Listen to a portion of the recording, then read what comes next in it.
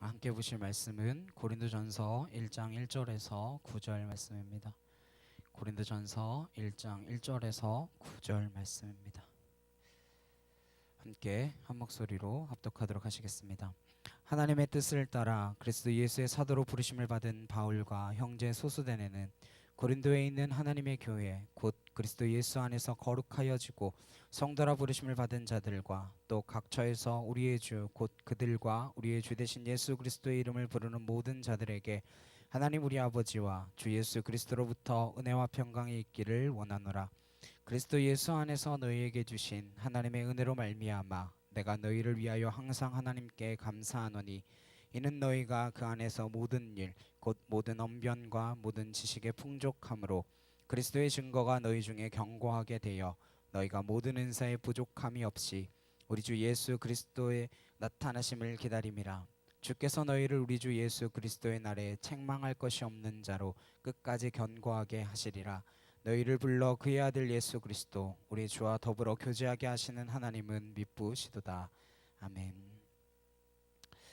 오늘은 고린도전서 1장의 말씀을 가지고 함께 말씀을 나누도록 하시겠습니다.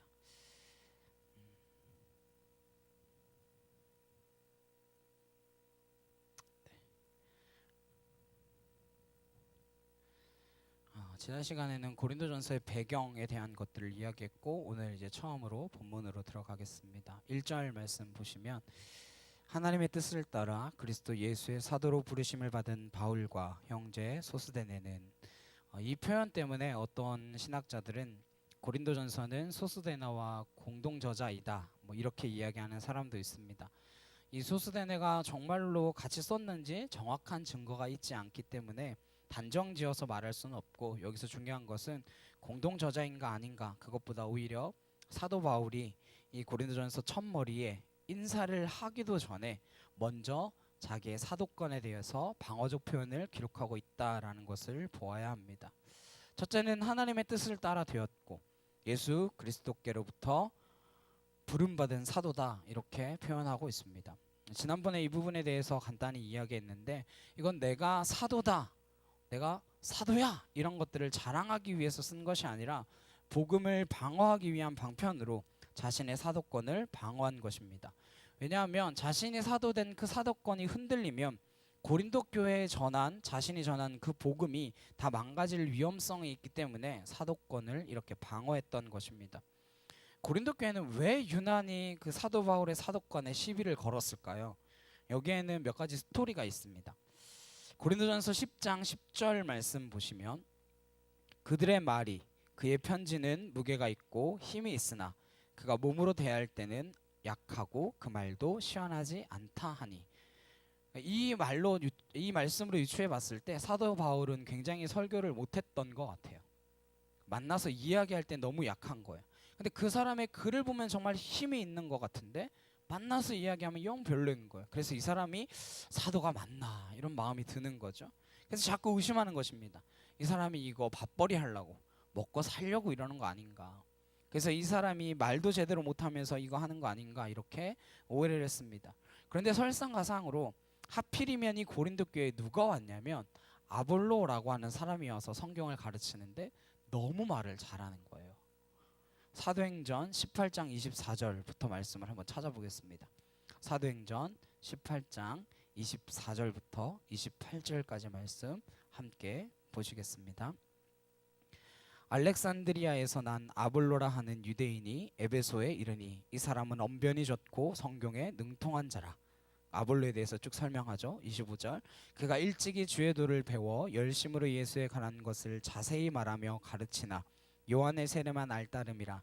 그가 회당에서 담대히 말하기 시작하거늘 브리스길라와 아굴라가 듣고 데려다가 하나님의 도를 더 정확하게 풀어 이르더라. 아볼로가 아가야로 건너가고자 하므로 형제들이 그를 격려하며 제자들에게 편지를 써 영접하라 하였더니 그가 감에 은혜로 말미암아 믿은 자들에게 많은 유익을 주니 이는 성경으로서 예수는 그리스도라고 증언하여 공중 앞에서 힘있게 유대인의 말을 이김이러라. 이 사람의 언변이 대단하고 수사학적인 논리가 있으며 성경에 능통했던 사람입니다. 그래서 28절에 뭐라고 이야기하냐면 유대인의 말을 이김이라. 그래서 모든 유대인의 궤변과 논리를 넘어서는 능력이 있었어요. 이 아볼로랑 바울이랑 자꾸 비교를 하는 거예요.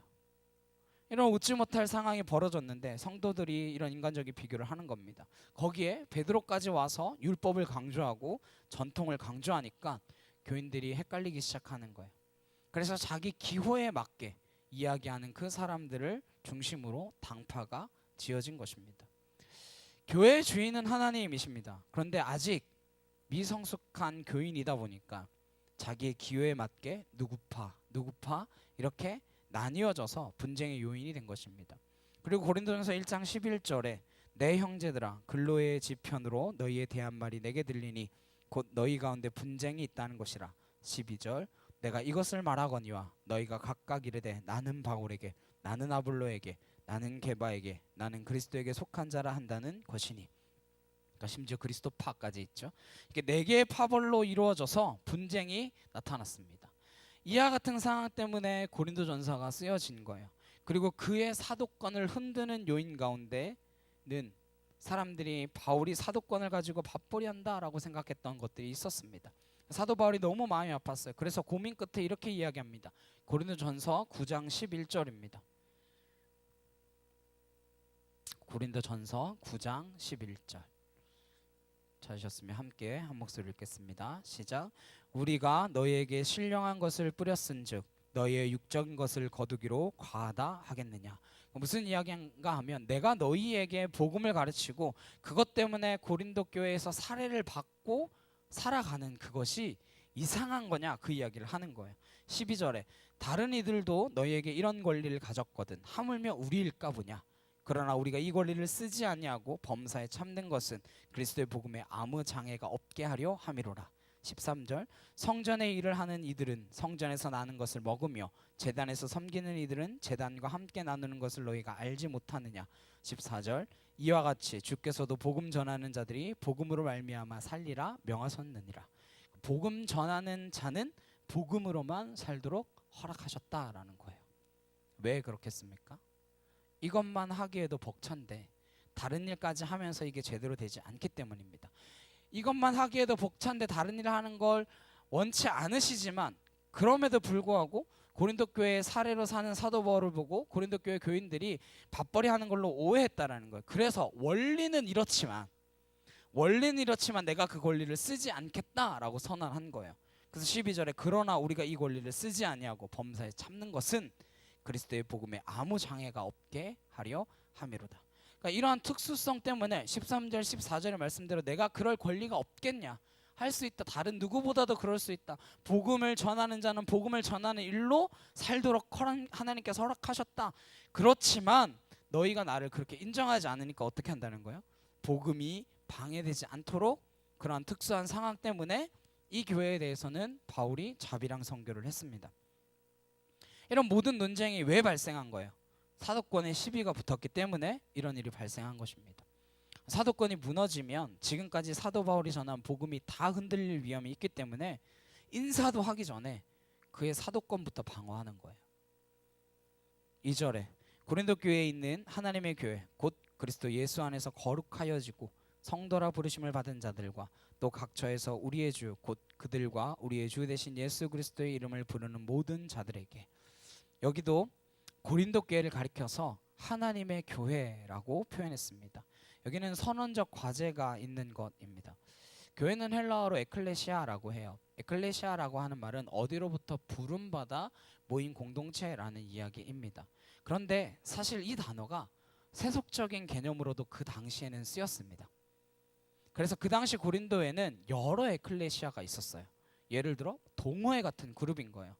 의사들은 의사들끼리 의사 에클레시아, 축구를 좋아하는 사람들은 축구를 좋아하는 사람끼리 축구 에클레시아, 족구를 좋아하면 족구를 좋아하는 사람들끼리 족구 에클레시아. 이 에클레시아라는 말이 세속적으로 오해될 소지가 많이 있었습니다. 그래서 에클레시아라는 그 말 앞에 하나님의 교회라고 하는 수식어를 붙인 거예요. 교회의 주인이 누구라는 뜻입니까? 하나님이시다라는 거예요. 바울이 아닙니다. 아볼로도 아니에요. 고린도 교회 성도들도 아닙니다. 교회의 주인은 하나님입니다. 3절 하나님 우리 아버지와 주 예수 그리스도로부터 은혜와 평강이 있기를 원하노라. 이 3절은 평범한 인사말이 아닙니다. 한 번도 이 순서가 틀린 적이 없어요. 은혜가 늘 먼저 나옵니다. 왜요? 평강이라고 하는 개념이 뭐냐면 하나님과 인간의 관계가 깨어져 있는 것이 평강이 깨어진 것입니다. 그러니까 하나님과 인간의 관계가 온전하게 되어져 있는 것, 그것이 평강인 거죠. 근데 하나님과 인간의 관계가 깨어져 있는, 그러니까 평강이 깨어져 있는 상태에서 나타나는 모든 증상이 무엇이냐? 죄입니다. 그래서 예수님이 이 땅에 오신 목적은 평강을 회복하시기 위해서입니다. 요한복음 20장에 보시면 부활하신 예수님이 무서워 떨고 있는 제자들에게 나타나셔서 처음으로 선포하신 말씀이 너희에게 평강이 있을지어다 하고 숨을 내쉬며 가라사대 성령을 받으라. 그리고는 다시 또 평강을 선언하십니다. 주님이 오신 목적이 평강을 주기 위해서였다라는 거예요. 하나님과 단절된 인간을 하나님과 회복시키기 위해서 오신 것입니다. 그 평강이 있으려면 하나님의 은혜가 먼저 있어야 되는 거죠. 하나님의 은혜가 임해야만 그 평강이 회복되어질 수 있는 것입니다. 사도 바울이 이렇게 인사하는 이유가 있어요. 지금 이 상황이 어떤 상황이라고 그랬죠? 고린도 교회 성도들로부터 너 사도 거짓말인 것 같은데, 너 지금 먹고 살 거 없으니까 지금 이러고 있는 것 같은데, 공격을 당하고 있어요. 그 앞에 반격할 만한 수많은 이야기들이 있습니다. 나 이거 아니어도 먹고 살 수 있다라고 말할 수 있는 엄청나게 많은 이야기들이 있지만 딱 하나로 정의하고 있는 거예요. 뭐라고? 은혜다. 왜 하나님이 나 같은 사람을 부르셨는지 나도 모르겠다. 하나님의 은혜다. 사람들의 공격 앞에 세속적 가치로 방어하는 것이 아니라 글쎄요, 은혜라고 하는 말밖에 드릴 말씀이 없군요. 이러고 있는 거예요. 거기에 무슨 공격을 더 할 수 있겠습니까? 그러나 그것이 세상을 이기는 힘인 줄로 믿습니다. 우리는 계속 세속적인 방법으로 증명하고 싶은 유혹이 있습니다. 그래서 자꾸 잘난 모습으로 나를 살게 해달라고 요구합니다. 하나님, 그래도 이 정도는 살아야 하나님 영광 드러내지 않겠습니까? 아주 교묘하게 사기를 치는 거죠. 하나님 앞에. 우리는 그런 식으로 나를 통해서 하나님께 영광이 될 것이다라고 생각합니다. 그러나 그것으로 설명하면 십자가의 사건은 설명이 되어지지 않습니다. 십자가에서 예수님이 죽으신 사건을 무엇으로 설명하겠습니까? 지고, 묶이고, 맞고, 그렇게 처절하게 무너진 그 길을 어떻게 설명하겠어요? 하나님이 그렇게 안 하십니다. 그래서 바울이 할 말이 없는 거예요. 내가 가진 모든 것은 다 배설물처럼 버렸다. 은혜로밖에 내 인생을 설명할 길이 없다. 그게 세속의 가치 앞에 이길 수 있는 유일한 방법인 줄로 믿습니다. 그 은혜로 우리가 진노 가운데 죽어야 할 자리에서 하나님과 평강이 이루어진 것입니다. 그래서 은혜와 평강이 있기를 원하노라, 그렇게 인사하고 있는 거예요. 4절입니다. 그리스도 예수 안에서 너에게 주신 하나님의 은혜로 말미암아 내가 너희를 위하여 항상 하나님께 감사하노니. 여기서 은혜는 은사를 이야기하는 거예요. 고린도 교회는 하나님이 참 많은 은사를 주셨습니다. 그 이야기하는 겁니다. 5절에 이는 너희가 그 안에서 모든 일 곧 모든 언변과 모든 지식에 풍족함으로. 6절 그리스도의 증거가 너희 중에 견고하게 되어. 7절 너희가 모든 은사에 부족함이 없어 우리 주 예수 그리스도의 나타나심을 기다림이라.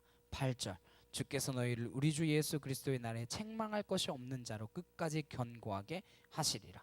요거 5절에서 8절까지 말씀을 딱 보면 굉장히 고린도 교회를 칭찬하고 있는 것 같잖아요. 근데 칭찬이 아니에요. 너희가 참 풍족하다, 언변 좋은 사람도 많고 은사가 많다, 그러면서 예수 그리스도의 날까지 끝까지 견고하게 되기를 원한다. 8절만 다시 보시면 주께서 너희를 우리 주 예수 그리스도의 날에 책망할 것이 없는 자로 끝까지 견고하게 하시리라. 책망할 것이 없는 자로 끝까지 견고하게 하시리라. 이 말은 지금 상태가 완전하다는 이야기일까요? 아직 부족하다는 이야기일까요? 부족하다는 이야기예요. 부족하니까 끝까지 견고하게 하시리라 라고 하는 말을 하는 거예요. 은사는 많은데 뭔가 부족해요. 이게 무슨 역설적인 상황입니까? 은사는 굉장히 많은데 뭔가 부족해요. 은사가 많은데 대체 뭐가 부족하죠? 하나님께서 한 교회에 은사를 많이 줄 때는 목적이 그 은사를 통해서 부족한 부분을 보충하고 섬기기 위해서 주셨다라는 것입니다. 그런데 안타깝게도 하나님이 그런 차원에서 주신 은사를 자기가 잘나서 받은 것으로 생각해요. 그래서 받은 은사를 가지고 아주 교회를 피바다로 만들고 있는 거예요. 거기에 난도질 당해서. 은사는 왜 주는 거라고요? 자기 잘난 체하고 드러내고 경쟁하라고 주시는 게 아닙니다. 그런데 이상하게 고린도 교회 분위기는 이것은 성도의 부족한 부분을 채우고 성도를 세우고 섬기라 라고 은사를 주셨는데, 그 은사가 자기의 자랑에 대해서 그것을 칼로 만들어 온데 다 찌르고 돌아다니는 거예요. 나는 이런 은사 받았는데 너는 그런 은사도 없냐? 이러고 잘난 체하고 다니는 거예요. 은사라는 건 말 그대로 내가 득도하고 노력하고 깨달아서 받은 것인가요? 아니면 하나님이 그냥 주신 것입니까? 하나님이 그냥 주신 거예요. 왜 그냥 주시겠습니까? 그거 가지고 다른 사람 섬기라고 주시는 거예요. 은사의 목적은 다른 사람을 섬기는 데에 있습니다. 그런데 그 은사가 자랑이 되니까 뭐가 돼요? 경쟁이 돼버리는 거죠. 그래서 무엇이 됐어요? 교회 분파가 나뉘게 되어졌어요. 그러면서 사도 바울이 9절에 이런 이야기를 합니다. 너희를 불러 그의 아들 예수 그리스도 우리 주와 더불어 교제하게 하시는 하나님은 미쁘시도다. 여기서 하나님은 미쁘시도다 라고 하는 말은 하나님은 신실하시다 그 말이에요. 그 하나님이 너희를 불러 그랬어요. 왜 우리를 부르셨습니까? 그의 아들 예수 그리스도 우리 주와 더불어 뭐하게 하시려고? 더불어 교제하게 하시는 하나님은 신실하시다. 즉 하나님이 우리를 부르신 1차원적인 목적은 무엇인가 하면 그의 아들 예수 그리스도와 연합하도록 하기 위하여 우리를 부르신 것입니다. 그래서 우리는 그리스도와 하나가 됨으로써 우리의 구원이 완성되어지는 거예요. 하나님이 우리를 어둠 가운데 불러내신 이유는 우리를 그리스도와 연합시켜서 그분의 성품을 닮아 그분처럼 되도록 하기 위하여 우리를 부르신 것입니다. 그래서 교회 안에서 우리가 한 성도로 그리스도를 머리로 하여 한 몸으로 만나는 이유는 그분의 성품을 닮아가는 것, 그것이 1차적인 목적입니다. 교회는 캠프의 개념만 있어서는 안 돼요. 무슨 미션 단체가 아닙니다. 교회에서 내가 싫어하는 부류의 사람을 만날 수 있습니다. 그런데 그 사람을 가족으로 만나게 하신 거예요. 왜? 교회라고 하는 한 가족으로. 왜요? 감당하라고. 그게 가족이니까요. 그래서 그리스도의 성품을 훈련하는 장소가 바로 교회입니다. 그래서 교회일 때문에 사람의 관계가 깨어져서는 안 돼요. 사람과의 관계가 깨어진다고 해서 교회에 안 나오는 것도 안 되는 거죠. 일은 천천히 해도 됩니다. 교회의 모든 일은 천천히 해도 되고 안 해도 돼요. 사람을 깨서 일하는 건 하나님이 원하시는 것이 아닙니다. 천천히 가도 우선 그 사람을 용납해주고 안아주면서 그 일을 하는 가운데에 성품을 서로가 아는 거예요. 아, 내가 이 정도밖에 안 되는구나. 그래도 이 사람 감당하며 가야지. 그리스도의 성품을 닮아가면서 주님이 명하시는 땅 끝까지 내 증인이 되라는 말씀은 단순히 외치라라고 하는 이야기가 아니잖아요. 우리의 삶으로, 우리의 인격으로, 우리의 성품으로, 우리의 증인된 삶으로 살아내야 하는 것입니다. 그거 해야 돼요. 그래서 오늘 성경 보니까 너희를 불러 그의 아들 예수 그리스도로 우리 주와 더불어 교제하게 하시는 하나님이 왜 신실하다 그랬겠습니까? 이 교제하게 하시는 하나님이 왜 신실하다 했겠어요? 하나님이 인내와 너그러움과 사랑과 일관성을 가지고 그 일을 이루어 가신다 그 말입니다. 우리는 자꾸 중간에 포기하고 나 못해요, 주저앉고 나 안 해요. 때를 써도 주님께서 야 그만하면 됐니? 또 같이 가자. 또 다시 일어나 가보자. 언제나 그 자리에 주님이 같이 계신 것입니다. 그래서 여기 하나님은 신실하시다 이렇게 말씀하고 있는 것입니다. 주님과 연합하여 구원을 이루어가는 그 과정 속에서 하나님이 그것을 끝까지 완성의 자리에 이르도록 우리와 함께 하시는 줄로 믿습니다. 이것이 사도 바울의 인사 속에 드러나 있는 중요한 교회론적인 개념입니다. 오늘날 교회가 점점 무너지고 있고 교회가 필요 없는 것만 같은, 그냥 온라인으로 다 예배 드리면 되고 뭐 사람 안 만나고 더 좋네. 아니에요. 정말 중요한 가족으로서, 가족이 안 만나서 되겠습니까? 함께 만나야죠. 함께 연합해야죠. 마음에 안 드는 것 있으면 서로 함께 맞추어 가야죠. 오늘도 참빛교회 공동체가 예수 그리스도 다시 오시는 그날까지 더욱더 그리스도의 성품으로 성숙하여지고 주님께서 명하신 땅 끝까지 이르러 내 증인되라는 그 말씀에 더욱더 구체적인 삶의 모습으로 이루어 나아가는 그러한 교회 될 수 있기를 간절히 주님의 이름으로 축복합니다. 함께 기도하시겠습니다. 사랑과 능력의 주님 감사합니다. 주의 은혜와 주의 사랑과 주의 거룩하심이 우리에게 미친 것이 얼마나 크고 놀라운 일인지, 내게 주어진 그 은혜밖에 내가 자랑할 것이 없으며, 내게 주어진 그 은혜로 인하여 하나님과 화평을 누리며, 내게 주어진 그 은혜로 인하여 우리가 한 가족 공동체로서 아름다운 교회를 이루어 나아가야 함을 믿습니다. 내 마음에 들지 않는 것, 내 생각에 차지 않는 것, 그런 모든 것들이 있더라도 정말 주님께서 우리를 참아 신실히 기다리셨던 것처럼 우리가 주님의 은혜로 말미암아 신실히 모든 사람과 함께 가기를 주저하지 아니하는 세상의 에클레시아와 다른 진정한 하나님의 교회, 하나님의 에클레시아가 되어지는 거룩한 제단 되도록 참빛교회를 인도하여 주시옵소서. 감사드리며 예수 그리스도의 이름으로 기도드렸사옵나이다.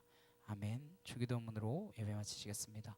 하늘에 계신 우리 아버지여, 이름이 거룩히 여김을 받으시오며 나라의 임하옵시며 뜻이 하늘에서 이루어진 것과 같이 땅에서도 이루어지이다.